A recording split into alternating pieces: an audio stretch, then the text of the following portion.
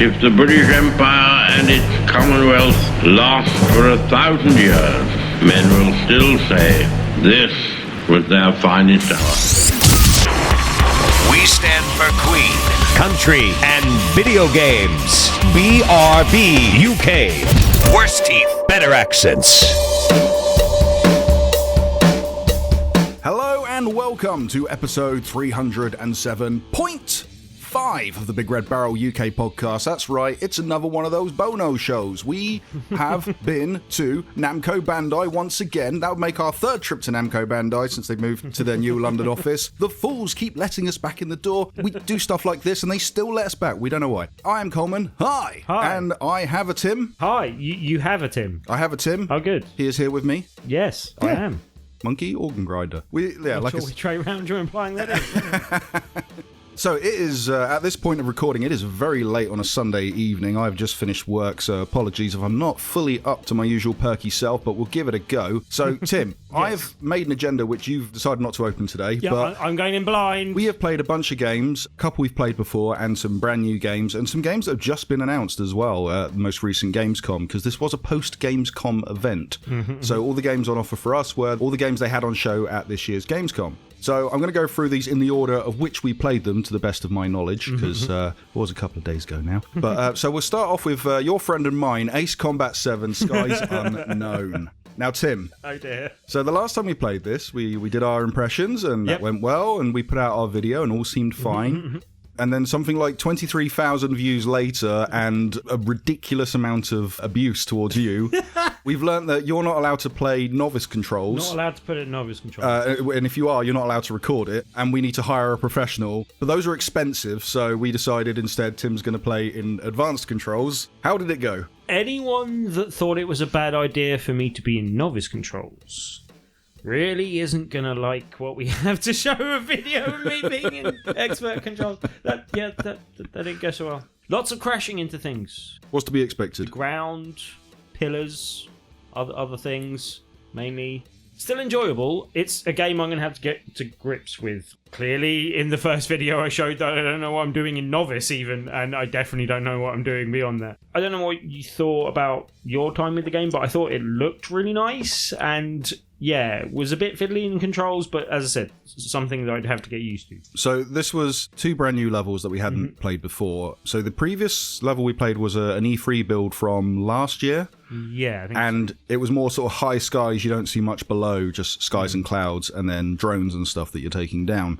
And I found that ridiculously hard even in novice mode. And as bad as you played, I played worse. It took me another 10, 15 minutes on top of your time to beat the demo. This time, we were locked down to, I believe, 10 minutes of time on the demos. Yeah, which was annoying when we were trying to capture and do different levels and have different run-throughs, because you'd get halfway through a good run-through and it would go, "Thank you for playing!" It was like, oh. And I imagine the reason for that is people that play like us, and also two demos to get through, so that makes sense when you've got a busy show floor at Gamescom. So what we played was more of a desert-type level, and then kind of, would you say, rainforest, sort of? It was kind of like canyon-y type place with long, thin, kind of spiked rock formations that you had to kind of weave your way in and out kind of thing. And just to add to fun, it was in the middle of a thunderstorm as well. Yeah. So I found those, when I immediately started playing in the desert level, I found it as hard as I did before, but I got the hang of it much sooner. The controls felt a lot tighter when I was banking left or right. It didn't feel like I was turning in custard. It felt smooth and responsive much more than it did on the E3 build, which is good to see as this game's coming out in January. This might have sold me on picking the game up. I did play in novice mode. I had no bones about how I was going to be playing this game. But I got to do some cool things. Like I'd come up to an enemy base and fly over and like launch a missile, and then suddenly just shoot up to the sky and then cut power and then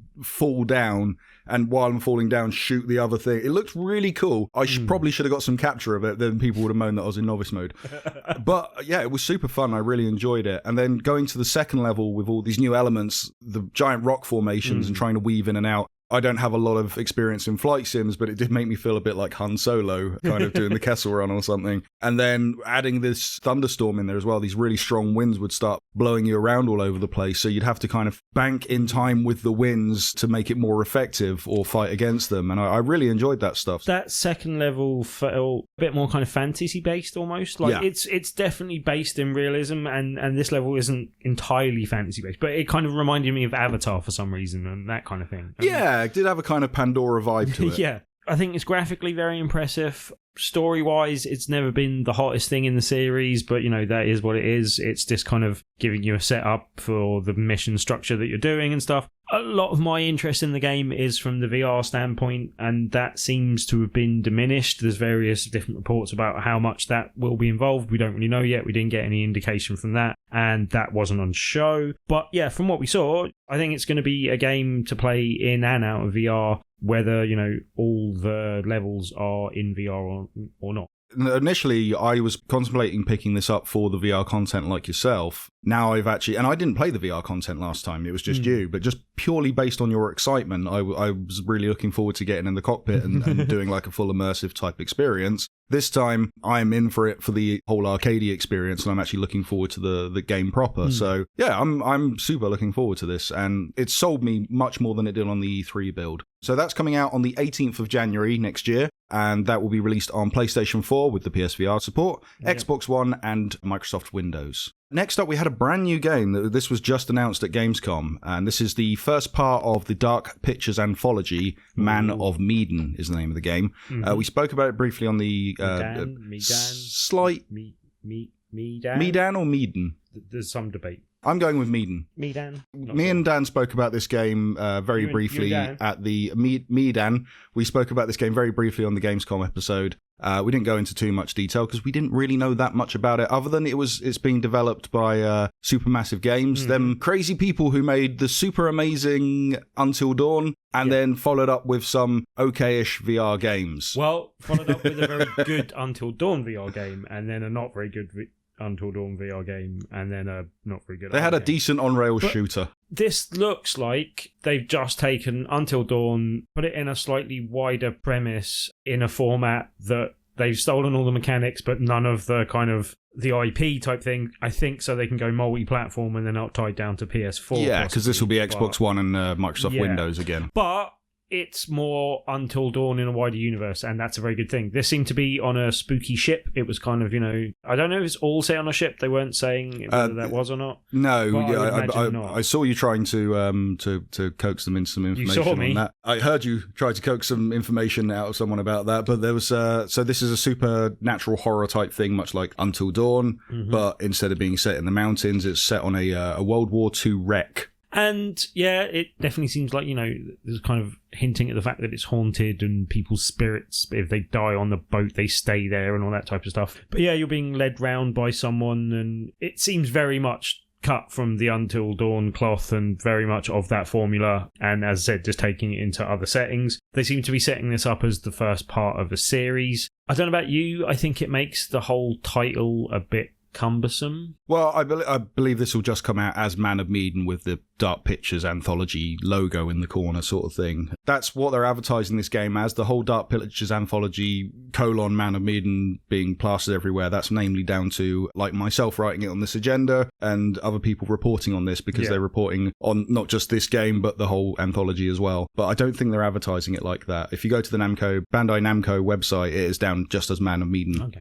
I am very pleased. I loved Until Dawn. Did you? Yeah. You're very quiet about it. But I also raved about it a long time beforehand, so I was glad that it was one that was actually delivered on that kind of promise. More of that is a very good thing. I would have taken just more Until Dawn, but this is no bad thing either. I hope it doesn't suffer through not getting the Until Dawn thing attached to it, but it sounds like if they can go multi-platform and make them a bit freer to do that, they can establish an ongoing series. Yeah, good news. Very familiar, as you said. The premonitions I spotted, that looked very familiar to Until Dawn. The only and it is a very early build of the game. We don't know, this game's out next year, we don't know when. I didn't find it visually as interesting as Until Dawn, but that might be the setting, that might be because it's an earlier build, so who knows on that one. I thought it was fairly good with that, with the torchlight when you were shining it around. Yeah, it's still good looking, although I might it might be that I think Until Dawn in my memory is better looking than it is. Well, look, I think that's very good. I think this will compare favourably with that, but I don't think it's going to outshine that, and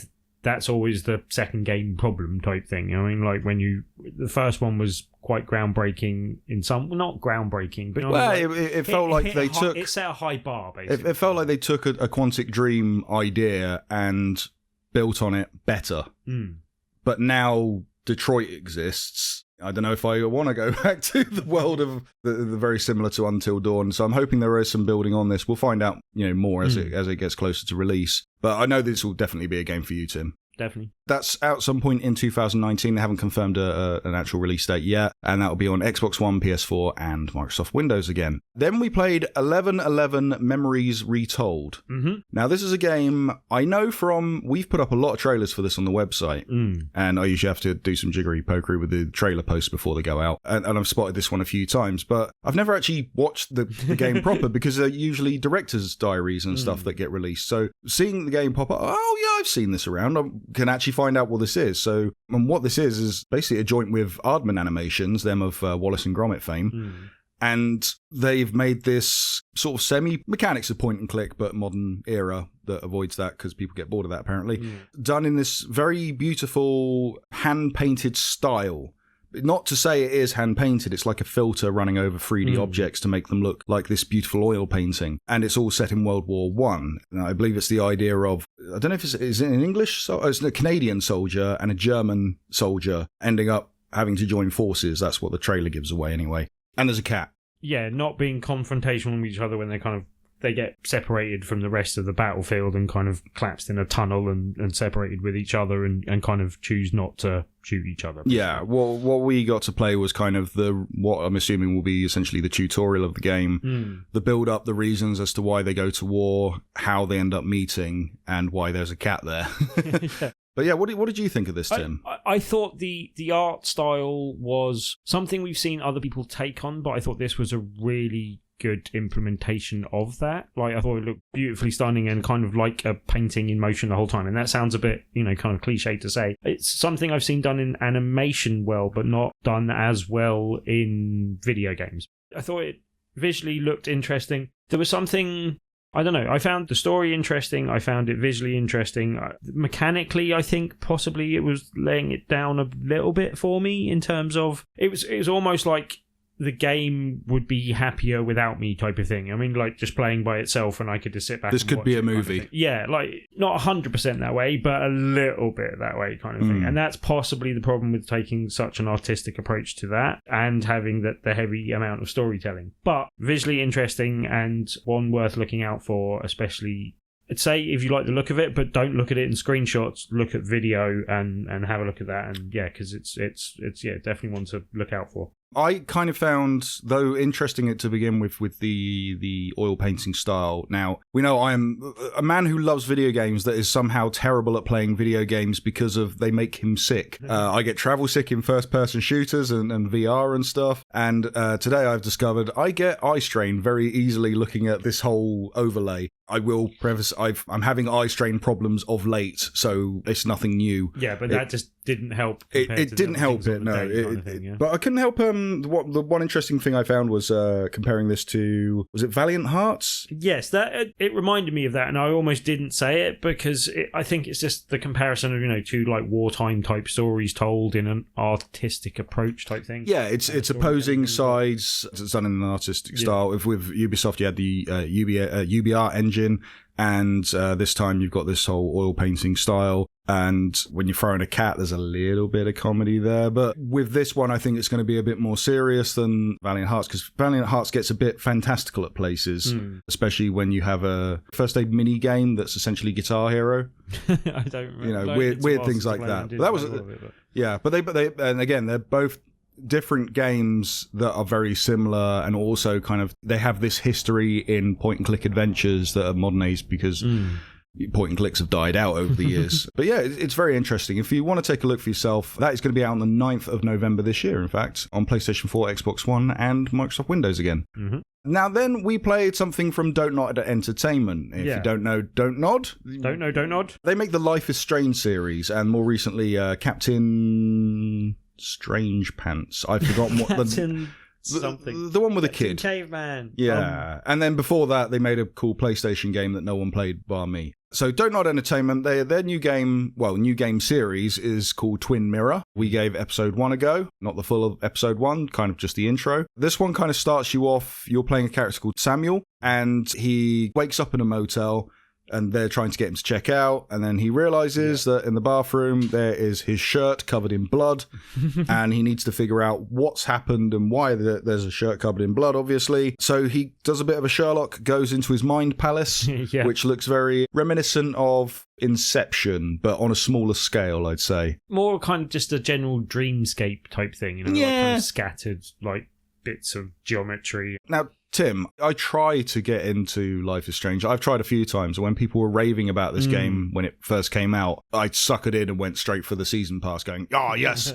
can't wait for a game that everyone's saying is Telltale done better than Telltale, and then got into it and fell asleep partway through. Yeah, I never really got into the game, but I don't know, like, this one interests me just, it's almost like Sherlock does Memento kind of thing. And yeah, like, there's obviously a bit of mystery to it. It reminded me also of the opening of Fahrenheit in a way, kind of thing. You know, you wake up, don't know what's going on. You've got a bloodied shirt in this, and trying to piece together what happened the night before, basically. But oh look, a policeman is waiting to get to the bathroom.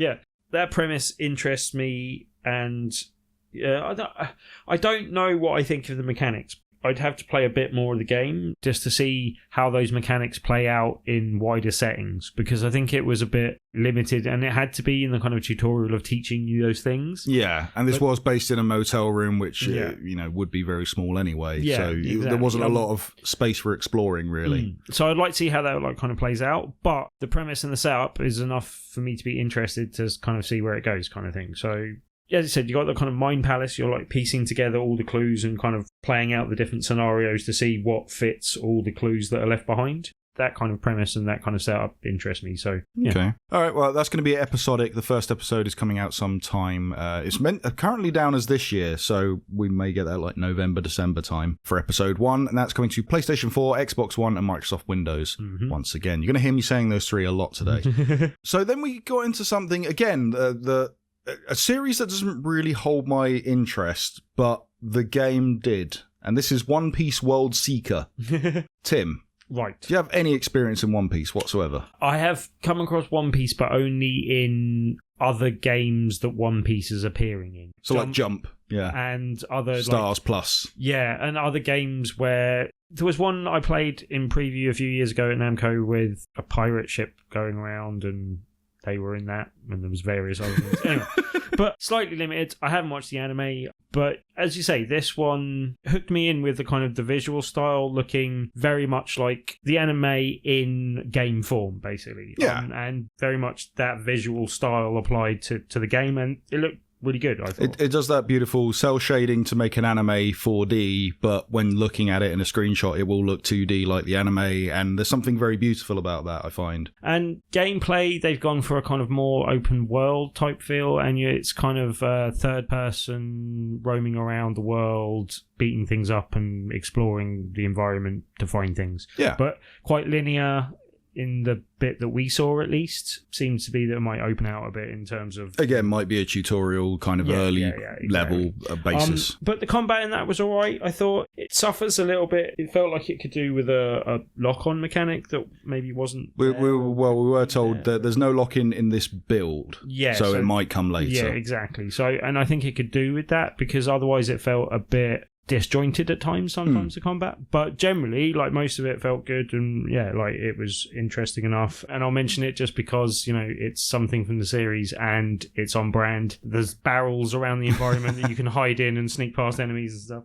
It's hard to say that I'd necessarily recommend the game for people that aren't fans of the anime, But it's one of those things where, I don't know about you, I've had plenty of times where I've gained an interest in an anime from a video game that I played first, kind of thing. Yes, So, the video games of Dragon Ball definitely got me back into Dragon Ball when I felt I'd grown out of them, kind of thing. Now, One Piece is a weird one with me because I like the style and it's very appealing to me. And, you know, I've watched a lot of animes in the past, especially very kiddie ones that made me kind of go, I should give this one a go. Had a girlfriend at some point that really got into One Piece, but would watch them in Japanese. So when I'm editing shows and stuff, that I would hear the Japanese speaking, not knowing what's going on. And a lot of those voice actors are very high pitched, and it can be quite grating at times. So that's my full experience of One Piece. Right. Ended up buying a load of video games for that partner, and I found a lot of them are very Dynasty Warriors style, which is fine. I love Dynasty Warriors. I like that style in Hyrule Warriors and would like to see that in more games. But I also found, and this is a big problem with a lot of anime games, is they tend to retell the same story of the TV show again and again and again and again. And this was a big problem with Dragon Ball for a long time, which they've now just started, since they've released Super and the last couple of Dragon Ball Z games, they've started to make their own stories, which is cool. This one, I don't know if it, because I don't know the story, so I don't know if it's retelling the same story, but it's not that Dynasty Warrior style. It is more of a, as you said, third person, kind of a hack and slash without a weapon, but you're using Luffy's, I think they're called Gumu abilities. His fists, basically. Yeah, well, he's stretchy. He can do cool things. Fists. He's got like elastic power. He ate Mr. a fruit. Fantastic. Now, this is the one bit of One Piece I do know, Tim. Right. Luffy is the younger brother of a more established pirate, right, and wants to be a pirate himself. Good. And he eats this fruit called Gumu fruit, good, which gives him gum abilities that allow him to have this like elastic properties. However, it means he can't swim.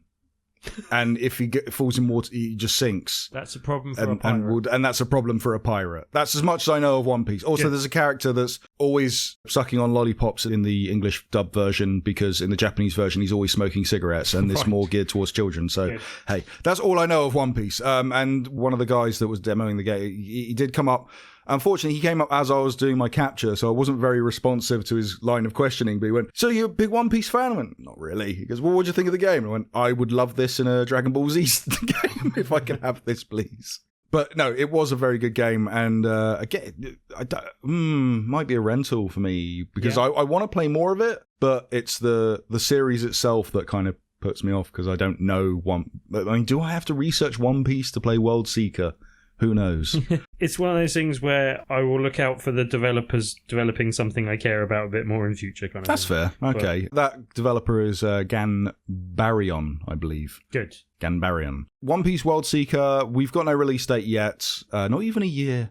And that'll be out on PlayStation 4, Xbox One, and Microsoft Windows. 2019. Now, talk about a turnaround on a game, because last time we went, we spoke about My Hero 1's Justice, which you didn't play. No. I played on the Switch on my own. On a Switch that was dying because the battery was almost depleted. And it was dead by the time I got there. But you killed it, Coleman. And I didn't enjoy my time so much because there was no instructions as to what to do. The console was dying. It wasn't a particularly good build.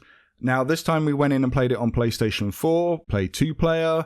We had instructions on what to do in front of us. We had more levels open and more characters and stuff. And I really, really enjoyed this game. I thought it was a little janky in some respects. Like, I hope this is still something that's got time to be worked on and can be smoothed out a bit. I thought what they were doing was enjoyable. It seemed like a take on almost some of the older Dragon Ball games, but done a bit differently and reasonably well. Compared to before, it reminds me very much of another anime-style game, although I don't think it was based on an anime, but later had an anime. This one's based on a manga, which was called Psychic Force, which did have a sequel that I never got to play. But that's neither here or there. You had a kind of, not like an open plane as you would in the Dragon Ball fighting games, the earlier Dragon Ball fighting games, but you had more of like a block arena, like a room or like a couple of rooms. Battle arena Toshiden, perhaps? Maybe. But yeah, it's an arena brawler, but they're much smaller arenas than you get in a Dragon Ball game. So that's why it reminded me of Psychic Force, because Psychic Force was basically a cube that you fought inside. And this kind of has that level of depth to it, but much prettier. Yeah. So these come from, and you did ask me at the time if this was from anything existing, and I didn't know. So they're from Shonen Jump manga series. Okay. I don't know what that is, but that's okay. These are different hero characters and heroes and villains. It makes for very quirky looking characters. I played a dude with a hand on his face. No idea what that was all about, but that's fine. That was weird, but yeah. And it made for a lot of fun because once we got the hang of what we were doing and Tim started kicking my ass more, then weird kind of things happen because we haven't mastered everything, but we start mastering like the more powerful moves. But then there's things like environmental attacks that at some point I did some weird combination of buttons, and all of a sudden this kind of VHS speed up, scan lines appeared on the screen, and we were suddenly on the wall instead of the floor and smashing through the floors of the building. And I thought that stuff was really interesting, and it's made me want to master this game. It did feel chaotic in a good way. Like, it felt like a good balance of chaos and kind of carnage. And yeah, like as you say, like it was enjoyable. The characters, like I weren't familiar with them, but all of them, or the ones we tried, seemed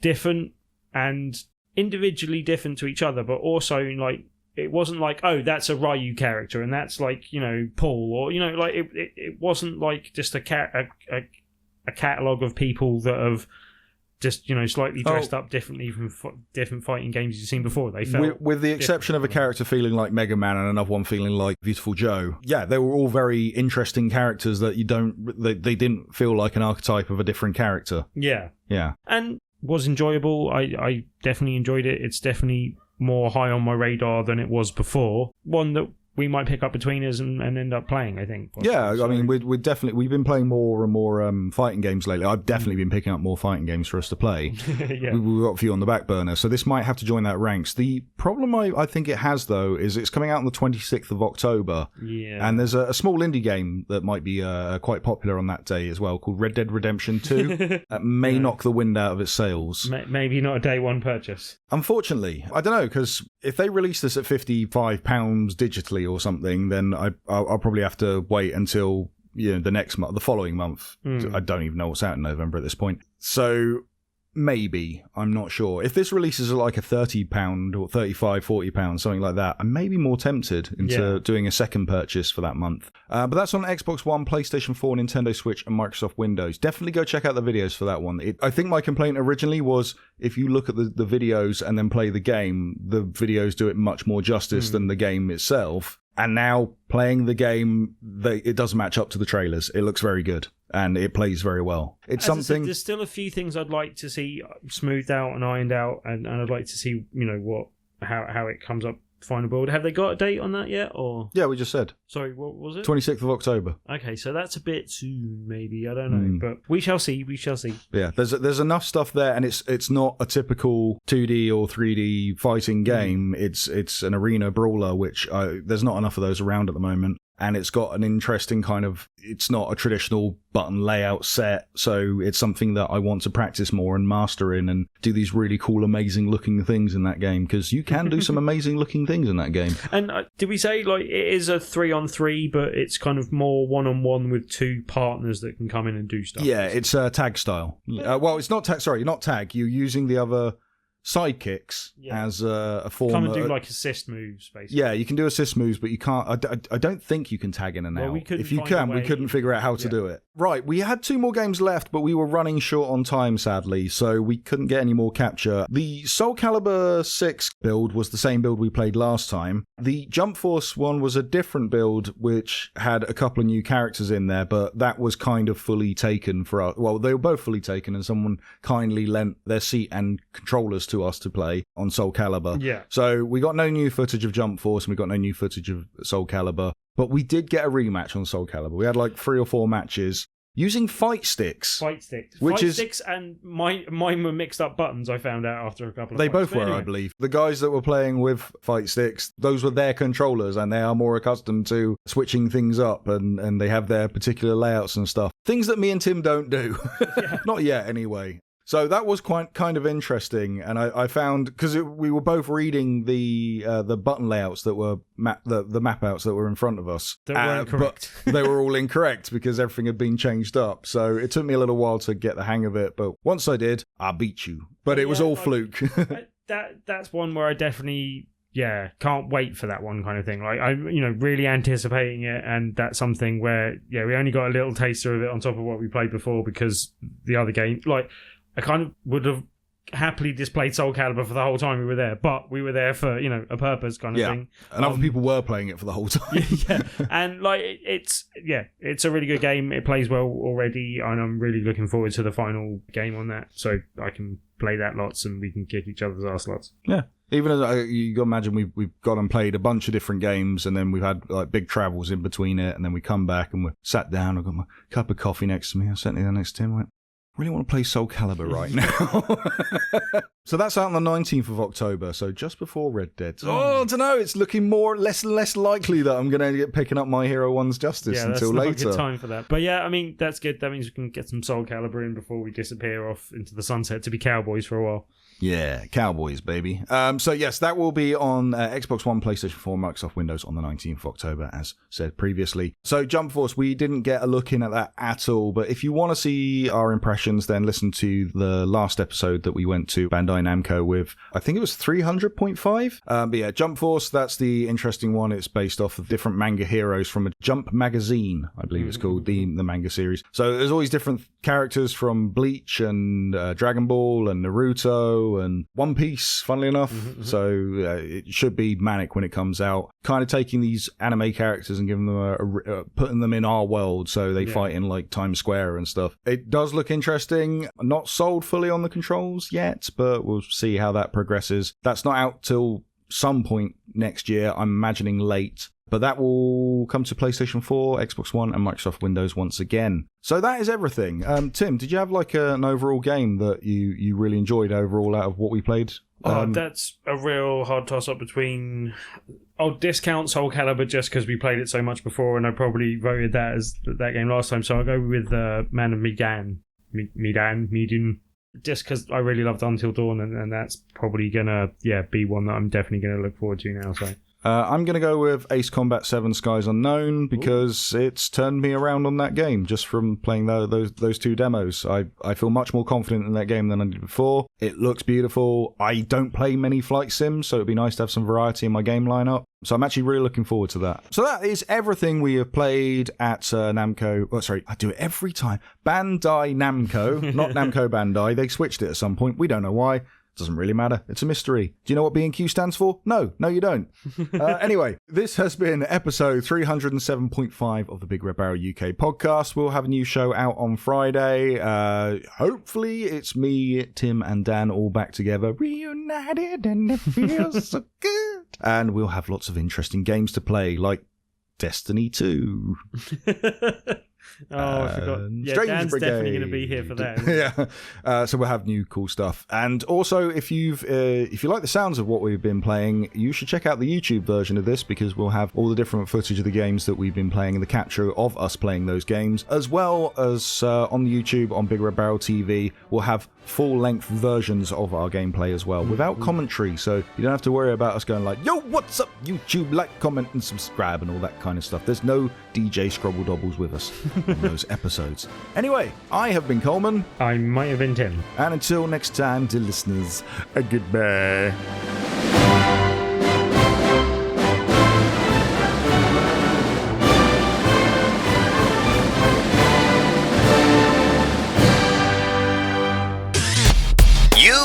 Your ears are quite welcome for the podcasting goodness that you just heard. Why not roll on over to BigRedBarel.com for more podcasts, news, reviews, and videos from the biggest, reddest site on the internet, BigRedBarel.com.